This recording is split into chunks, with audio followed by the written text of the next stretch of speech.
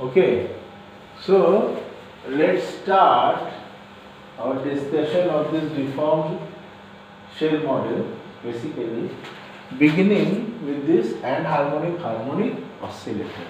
So basically we are going to add some anharmonicity to the harmonic oscillator. So how are we going to do that? Now let's, as usual in physics, any model we start with an assumption.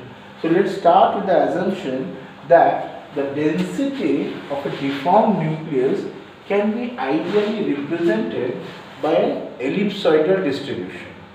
Now this might be true, this might not be true. Now in cases where this is true, then this model will be very useful, and you can see for yourself that the predictions of this model will match with the experiment, but only in those cases where this assumption is valid. Now let's talk about this model. So we are talking about density. So this, suppose the density represented by ellipsoidal distribution. So what will happen as a result of density?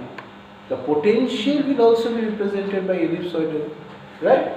So here also the average potential, this is also ellipsoidal. So here I have written down a very basic oscillator potential. Now see, here I told you I have introduced anharmonicity. So where is the anharmonicity over here? The anharmonicity is introduced in the three frequencies.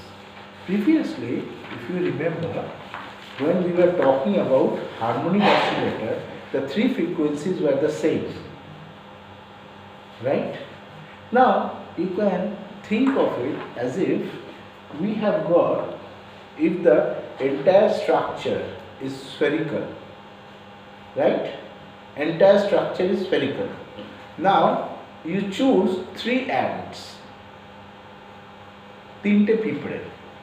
You choose three ants. One ant moving in this direction, X, another in Y, and the next in Z. Three ants. Suppose these ants are our slaves, they can move exactly X, Y, Z. Now because the entire structure is spherical, what will happen? All of these ants will take exact time, same time, to complete a rotation. Okay? Is there any issue with that? No. Now, if, what is this? This is the density distribution basically. Okay? So as a result, the potential was also spherical. Now, if the density is somewhat elongated like this, what will happen? The ant moving over this will complete the lap much faster than the ant moving over this part, right? Why? Because the matter is much more distributed in this part, and the ant, assuming that all the ants are moving at the same speed. Okay? So this very fact, now you just replace ants with nucleons. So we have a spherical potential, whether it is spherical or deformed, we have to see, and the nucleons are moving around it, right? So in case of a deformed potential, some nucleons will take shorter time, some nucleons will take longer time. Now the nucleon that will take longer time, it is seeing much more mass distribution. So the force and something will be different. You are able to understand this, right? Now, this difference we are going to incorporate in this basic idea over here. So the three frequencies are different in this case. Just think about the ants and nothing else. So the ants are taking different time, and this we have incorporated as in three different frequencies. But again, these frequencies are interrelated to the half axis of the ellipsoid through this relationship. Okay, and if you will look carefully, then the volume conservation will mean that AX, AY, AZ equal to A0 cube. No, not AX. but basically omega x, omega y, omega z will be equal to omega 0 cube. This will be the stuff, this will be the result for volume conservation. Omega x, omega y, omega z equal to omega 0 cube. This is the statement for volume conservation. Okay, so as I was saying, we are now, since x, y, z can be easily separated in this case, very simple Hamiltonian. So we can write down the eigenvalue. As you can see, it has got three parts: x dependent, y dependent, z dependent. Very simple. We have done this so many times. Now this is a very general case, and now we are going to the important case, a sub case for that, but this will be very much applicable in our case. So we are going to talk about the axially symmetric case. And what does this mean? Previously the case I discussed about, it was basically axially symmetry. See this structure. Okay, now so here we will have a z axis as the symmetry axis, we will assume. And now we will introduce the deformation parameter delta. This has been introduced. So you see, because of axial symmetry, out of the three omegas, we will now have two omegas which are different. Okay, one is this omega x, omega y, they will be same, identical, and this omega z will be different to that. So as a result, to make matters simple, we are now calling them by omega perpendicular. Okay, so finally we have got only two omegas in this axially symmetric case, and we have written it in such a way, incorporating this deformation parameter delta, so that the volume conservation condition, what was the volume conservation condition? Omega x, omega y, omega z equal to omega 0 cube. This is satisfied. You can check for yourself. Just square this thing and multiply and check for yourself. Do this. Okay, so as I was saying, you see there is a catch. The catch is that this omega 0 depends on this delta. So these cannot be the same. So let us make a different delta. Oh, this one. These two, they cannot be the same because there is a dependence of delta over here. Okay, so let me make this omega 0 in this way. Write it as omega 0 dot. This is not derivative or anything. This is just a symbol. Okay, so the volume conservation equation will be omega x, omega y, omega z equal to omega 0 dot whole cube. And here we have got omega 0 suffix is delta. Okay, dependent. This doesn't depend on anything. That's why I have given it a different symbol. You have to understand. Otherwise they cannot be the same. Okay. So now if we incorporate this volume conservation equation, you do this stuff. Okay, you just do this. Omega x whole square into omega y whole square into omega z whole square, and on the other side we have got omega 0 whole to the power 6. You do this and you will see that after that you will get this result. This is the relation between the two. Okay, so now let's move forward. What Nielsen did, he introduced two very important introductions. There are, number one, he introduced this deformation dependent oscillator length B delta, and next a dimensionless coordinate r prime. Now what we are going to do, the very simple Hamiltonian, we are going to reform it in terms of these two and see what happens. Okay, so as I was saying, let me now write this Hamiltonian, and you can check this by yourself, that you can write the simple XYZ Hamiltonian. Now after introducing these two parameters, it can be again written, this is very simple harmonic oscillator part. Now here there are three parts, 1, 2 and 3. You see y20 quadrupole. Okay, y20. Now here the equipotential surfaces are all ellipsoid, and you can easily check for yourself that this r prime is approximately written as 1 plus beta y20, and this beta you can again write from here as this form. So more or less this delta is approximately equal to beta. This is the result. Okay, so now what I am going to do, as I was saying, we are going to do this calculations. Why? I want to eigenvalue expression, I want to simplify it much further, right? So for this simplification I am going through a two-step process. Number one, x, y, z, those components, to the deformation components, deformation part introduced by Nielsen. Now the second one is I am going to now introduce the cylindrical coordinates. Here the eigenstates will be characterized, instead of nx, ny, nz, it will be characterized by nz, nρ and ml, while ml is the projection of the angular momentum on z axis. Now see what I am doing. Remember, we are talking about an axially symmetric case. Okay, so I have introduced this ml here, which is basically the projection of the angular momentum on the z axis. Importance of cylindrical coordinates. So the next what I am going to do is I am going to introduce this capital N over here. If I write it like this, nz plus 2 nρ plus ml, this is just basically nx plus ny plus nz.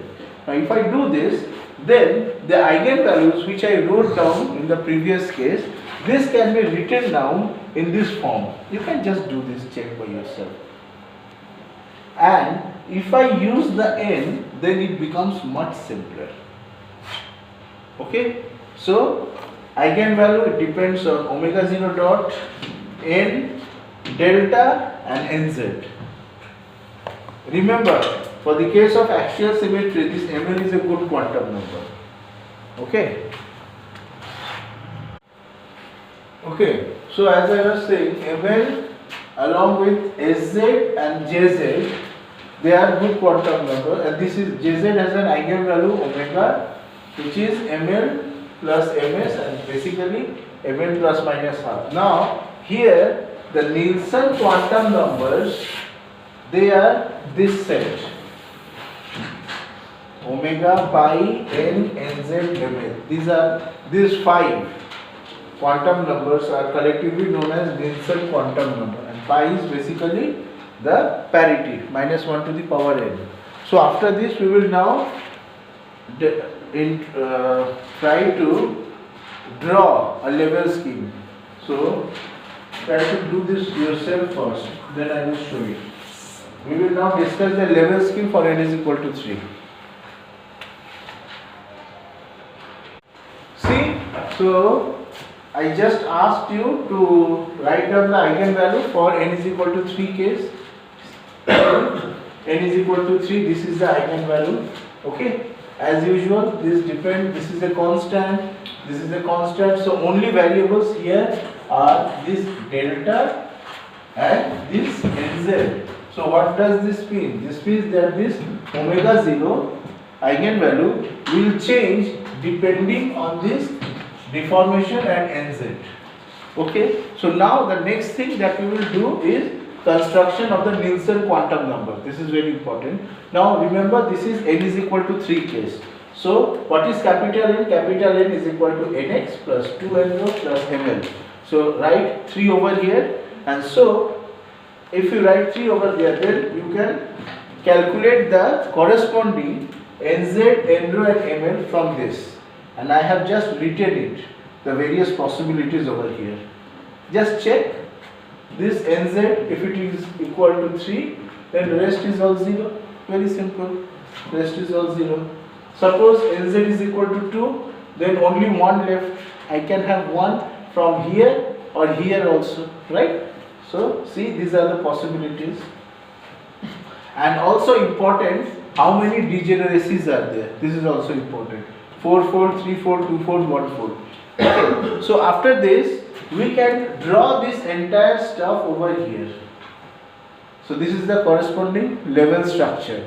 Again for n is equal to 3. Anharmonic oscillator. Anharmonic harmonic oscillator level structure for n is equal to 3. The important point to note here is, see, this is the deformation axis delta and this is the eigenvalue. What you see is that these levels having different values of nz. Okay, here different values of nz, they are being split, and the splitting, this is called splitting, right? This splitting is basically proportional to delta. The more there is delta, the more is splitting.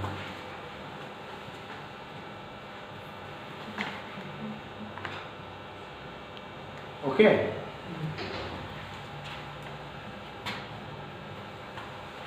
So nz is equal to 0, 1, 2, 3. All these three cases. In the case of Nielsen model, you will see the same thing over here. But this is much simpler case, and remember this very basic idea that the levels are being splitted. That means this epsilon, you see, this is just splitting. This is nothing. This is known as splitting, level splitting, because of increasing deformation. Now go back and check the Nielsen diagrams. Again you will see something like that, but it will not be linear. It will be very different structure. But the very basic idea is captured by this anharmonic harmonic oscillator. Okay, so this is very important, this thing. Try to understand this. Okay. You try it. Draw the same level scheme for n is equal to 2, n is equal to 5, and draw this for yourself. You can do this as a homework. Nothing. You see, the more we have this n, there will be more possibilities of nz, more bunching, more splitting, you can say. This is a very good case. We have got 4, not a large number of calculations, more or less. Okay. Good. Remember, this deformation is proportional to delta. That's why we have got a sort of linear region over here.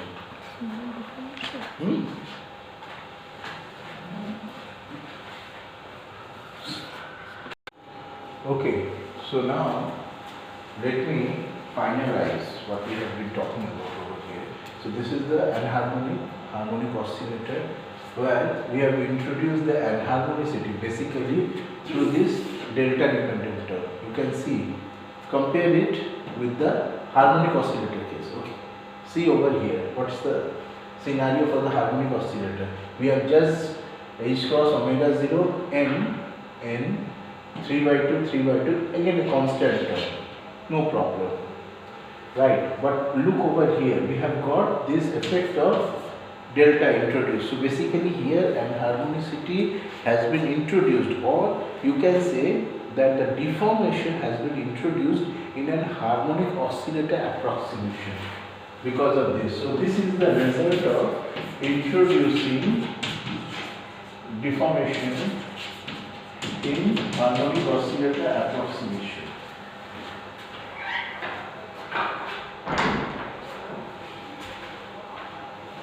Okay, so again, let me again consider the n is equal to 3 case over here.